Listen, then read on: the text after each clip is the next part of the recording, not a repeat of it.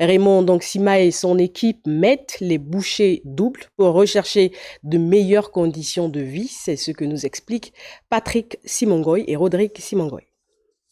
Le projet de loi de règlement exercice 2021, le projet de loi des finances 2024 ont été passés au peigne fin ce mercredi après-midi par le Premier ministre chef du gouvernement de la transition Raymond Sima et les membres de son gouvernement déterminés à faire bouger les lignes dans le cadre de la recherche de l'amélioration des conditions de vie des Gabonais. Pour le Premier ministre Raymond Sima, le pari d'une meilleure existence des Gabonaises et des Gabonais a été lancé depuis la mise en place du gouvernement de la transition qui a suivi le coup de la libération du 30 août 2023. Il faut gagner ce pari d'ici au moins 2 années. Le pays est sur la bonne voie. S'il est vrai que pendant plusieurs années, le Gabon, sous l'Ancien Régime, avait du mal à respecter ses engagements auprès de certains partenaires internationaux, en l'espace de 3 mois, les nouvelles autorités de la transition ont décidé de redorer l'image du pays, d'où l'accent mis par le gouvernement Raymond Sima sur l'appurement de la dette publique afin de se défaire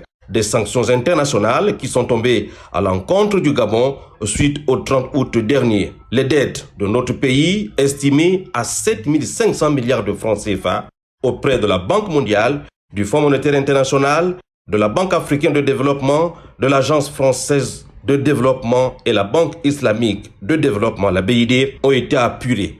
Un véritable coup de maître des autorités du CTRI engagées sur le chemin de la reconstruction.